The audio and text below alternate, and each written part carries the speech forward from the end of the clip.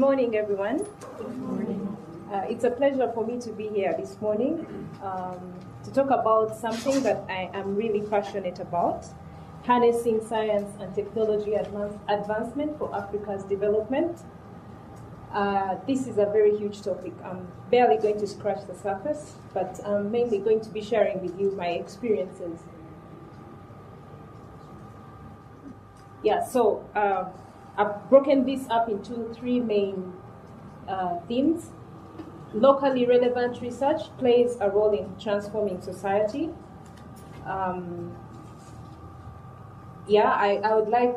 hope you'll buy into this, because sometimes as Africans we think that science and technology research is luxurious, but I'm going to make a case for this. And then also to mention that it's important to empower this and the next generation of scientists in order for them to contribute to this transformation, and also to bring the aspect of gender equity in science and technology research, why it's important to talk about this. Yeah, so anyway, beginning with the case I'm trying to build, like I said, it's a very, very huge case, and I'm only going to touch a few areas.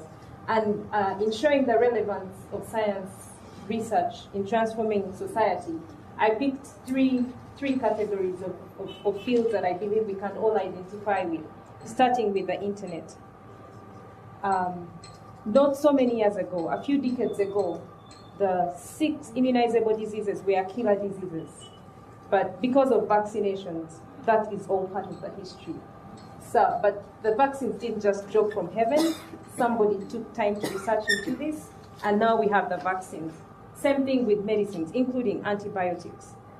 These simple infections, I'm sure we've all had them before, used to kill people, but antibiotics is an output of research. ARVs, in Uganda we know the story. In the late 80s and in the 90s, AIDS is still a killer disease, but it's contained now because of ARVs. And a big contribution of that has been even by our own researchers in Makerere University College of Health Sciences. So this, I'm sure we can all identify with. And then in e-health, and I speak, this is a bit personal with me also, because, in e-health, it's an integration of ICTs and health to improve service delivery, health-related service delivery. And I could mention so many examples, but one that I've been involved in is the drug management. We all know that in public hospitals in Uganda, many times there are no medicines, but sometimes those medicines are expiring in some other place, maybe in the stores or in another health facility.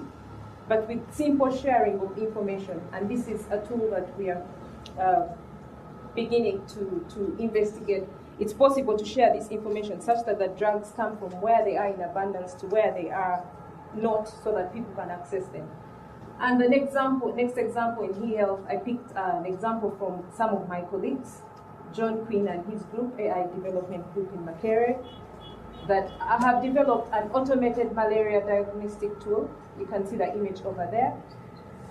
That simply is about diagnosing whether someone has malaria or not, in places where the lab technician may not be. And yeah, so it's something that is still being studied and piloted, and yeah, hopefully it should be able to produce more accurate malaria diagnosis even in rural places where these people may never be. The second category is in communication. We are all internet people here, and really the internet is a new innovation. It's a thing of the 80s, but it all started in science labs somewhere. Mobile phones, I'm sure we all have them here. And of course, of particular relevance to us in Africa is mobile money, banking for the unbanked people. But basically, I hope that with these that you can identify with, you can actually appreciate the value and of research, scientific research, and not continue with the notion of thinking that it's luxurious. The third and final category that I wanted to use to build a case for locally relevant research playing a critical role in transforming society is in agriculture. In agriculture, and our scientists in Uganda have played a critical role in this, in investigating better, improved varieties, both in crops and animals. improved in the sense that they're disease resistant or they're weather resistant, and yeah, the results of these are available.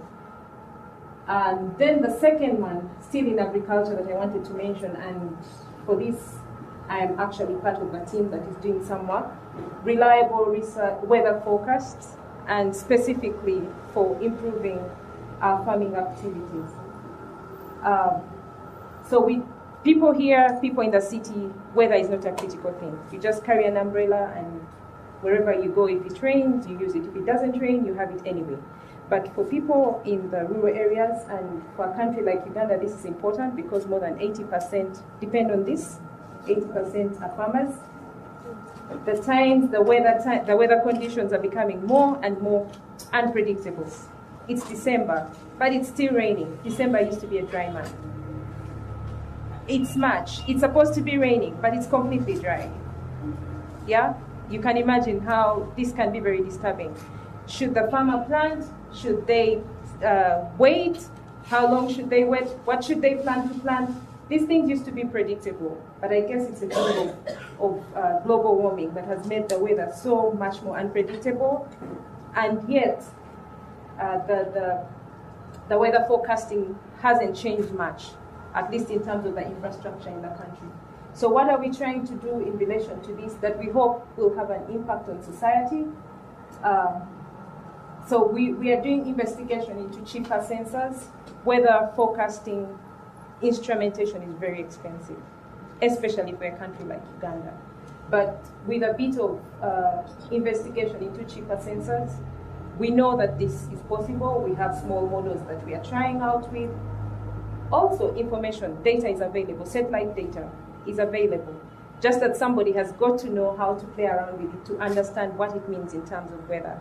What it means, and not generally weather, but what it means in terms of how much rain, when will it fall, will it be sufficient for this crop, or is it better to plant the other crop? And these are the things that we are investigating right now. And beyond that, once the information is available and it's processed, can it reach the masses? Sometime early last year, we all, I hope, at least I did, and several people I know, got a message about storing a lot of food because there was going to be a drought.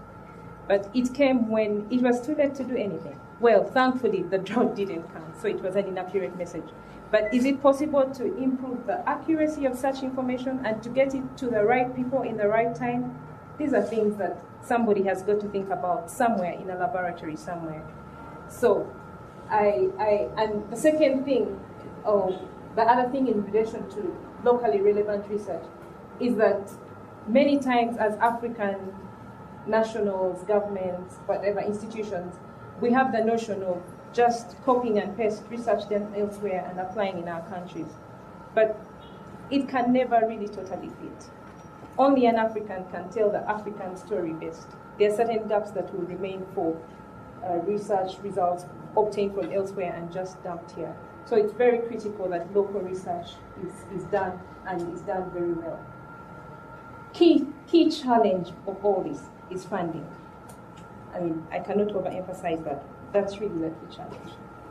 So, now the other part of my talk, empowering the current generation as well as the next generation of scientists to do this.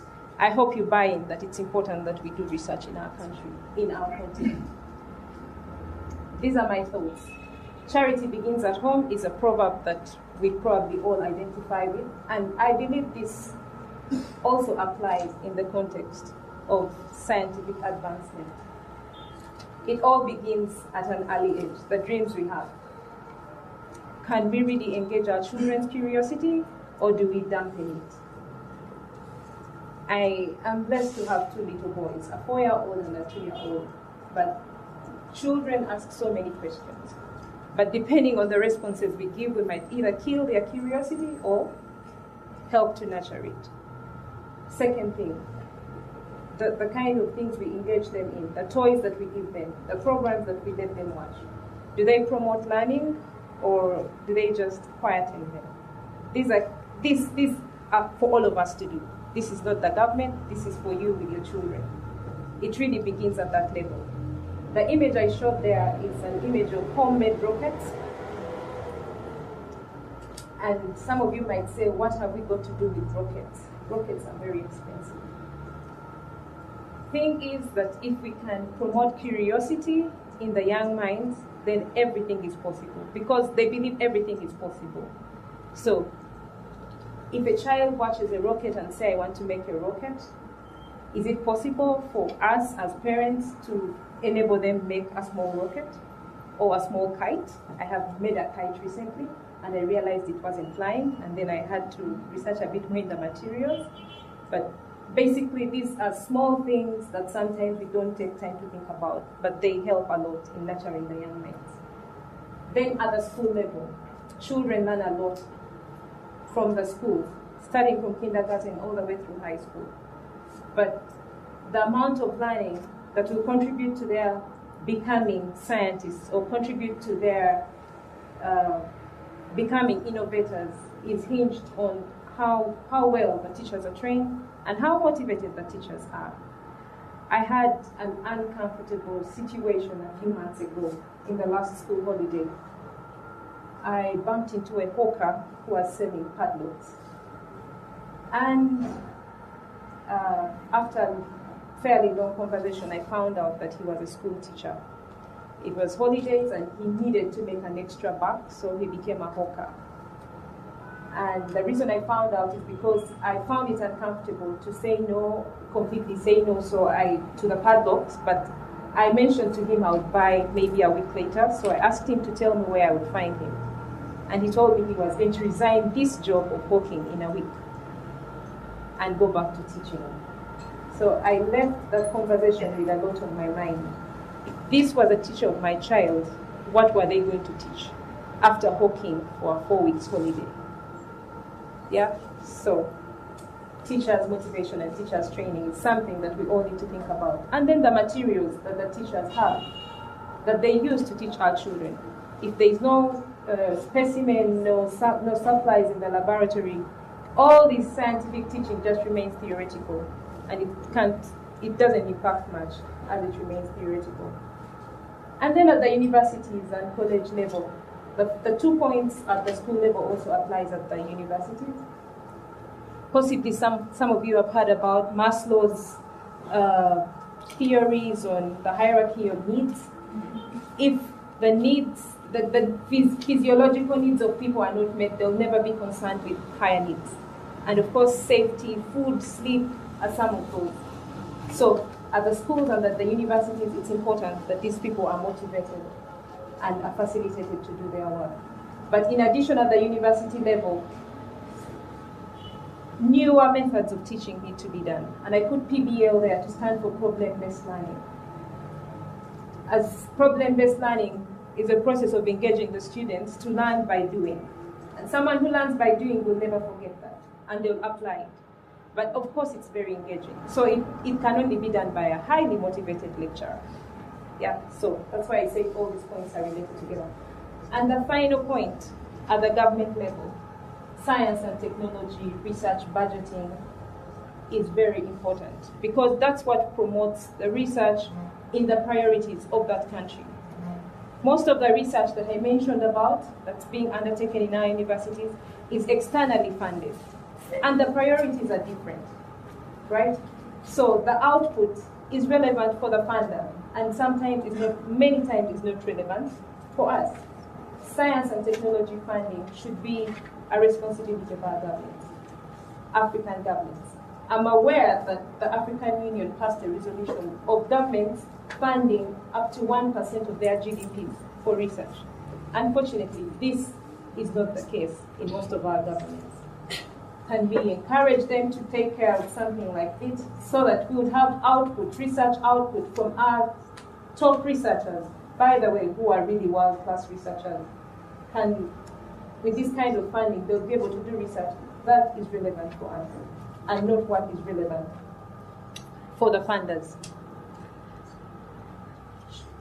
Yeah, and these are mainly questions. Gender equity in science and technology research. I picked some of these statistics from the Bureau of Statistics website. As of 2011, the population of Uganda was broken down into that. 15.5 million male and 16.5 million female. And of those, the ones that are still active, not excluding the very elderly, is 15.1 million male and 16.2 million female. I didn't have these statistics, but I have some experiences that make me wonder. The percentage of the Ugandan youthful population, how many of those are involved in science and technology? I don't have the answers, but I have experiences that cause concern. In my computer science class 14 years ago, when I was a student, there was 35 of us, but only 6 were female. That's 1 out of 7. And this is repeated in most of the science-related fields. And so the discrepancy begins at that point. It begins much earlier, even in secondary school. Unfortunately, I didn't have the statistics for those. And the percentage of the people involved in research, professors is the highest level of academics, and goes without saying the people that do most research, the percentages fall further. I don't have the statistics, but the percentages fall further. For every 10 professors, one is a female and 9 are male, generally speaking. So, using the notion of the story is best told by the person in that situation, if we really want to have sustainable development and coming out of science and technology, it's very important to take care of the female perspective. It's very important to take care of empowering women to contribute in this. And that's why it's important to think about gender equity in science and technology research. Thank you very much.